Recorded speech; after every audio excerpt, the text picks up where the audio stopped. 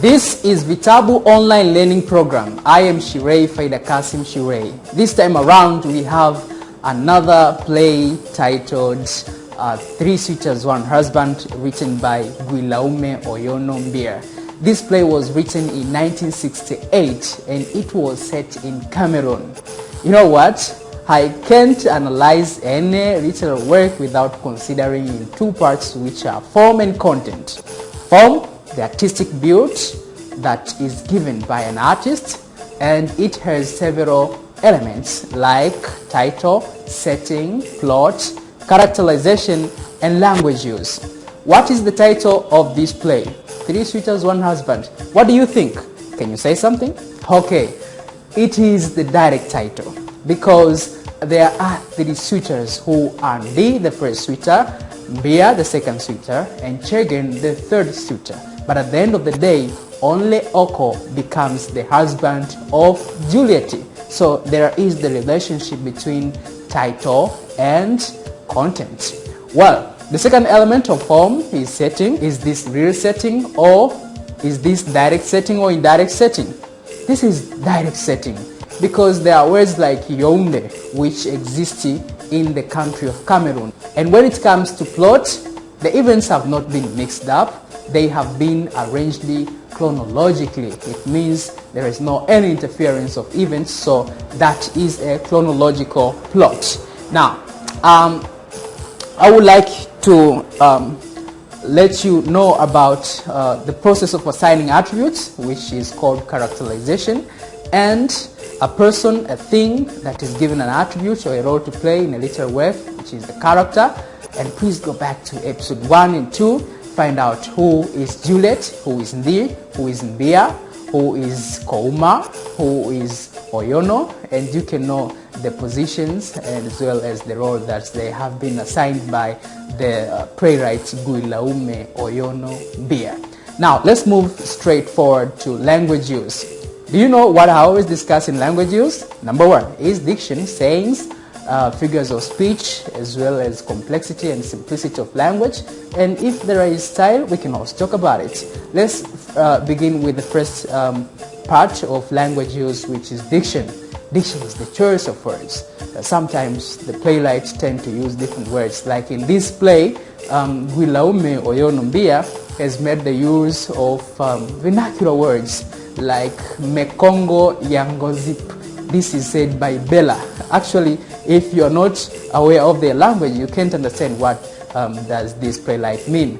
Also, there are sayings. Example, Mbaga, who is the village headman, says that important rivers can be recognized by the size of their tributaries. You see? So it means that he's saying employed to make literary work more artistic.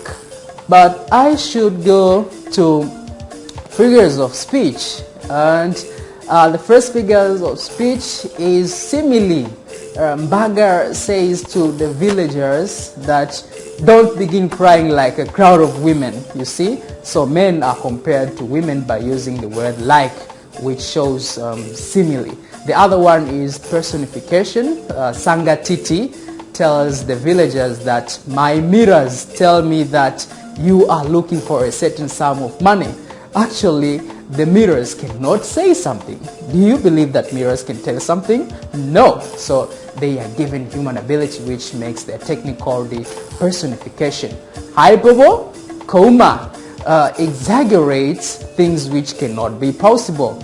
He says that Oko can count all the leaves on a palm tree. You cannot count the leaves of a tree, so that is to exaggerate, and that is called the hyperbole. Now, there is another figures of speech which is called the irony.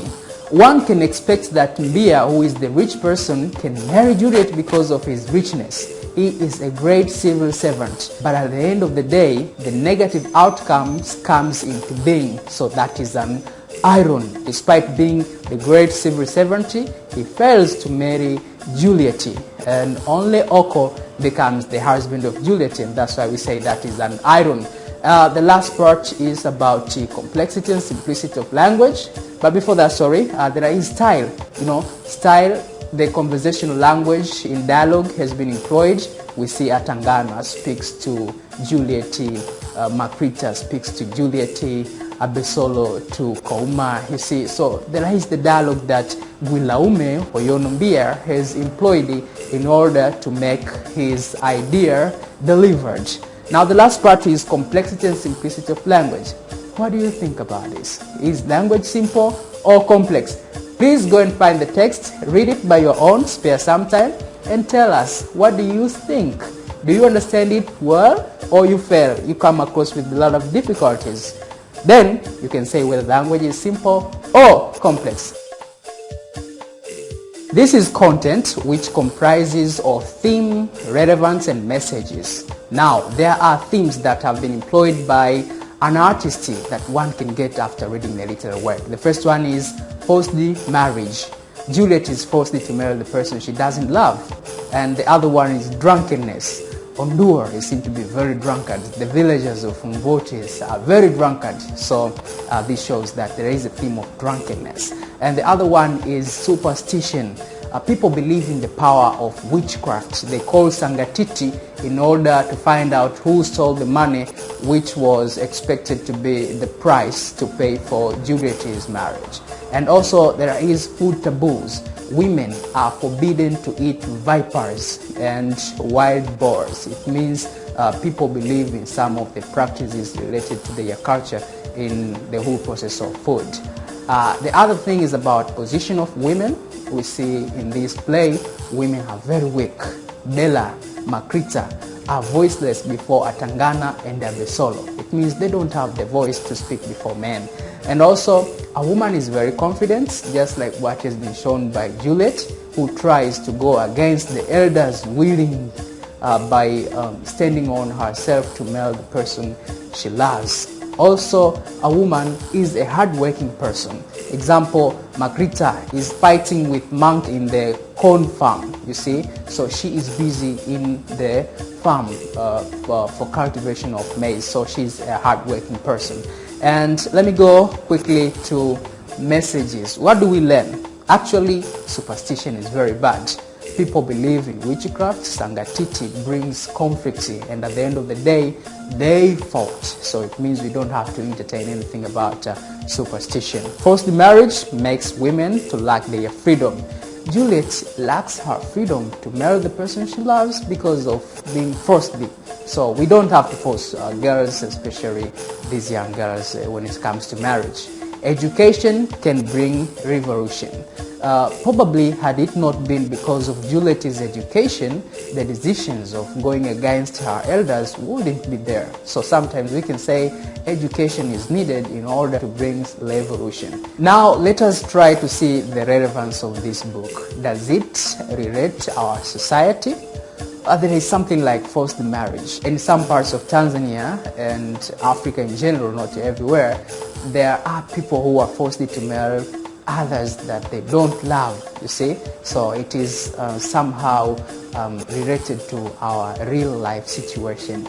Drunkenness, come on, everybody's drunkards, with the exceptions of me and some of you, you see. So many people tend to take alcohol, so it means the book is relevant. Superstition, we don't believe that this is still not there. It is there because many people believe in witchcraft. They go to witch doctors looking for magic power. So it means what Guilaume Oyonombia has written in Suitors One Husband has the same reflections to our contemporary society. Thank you very much. This is Vitabu Online Learning Program.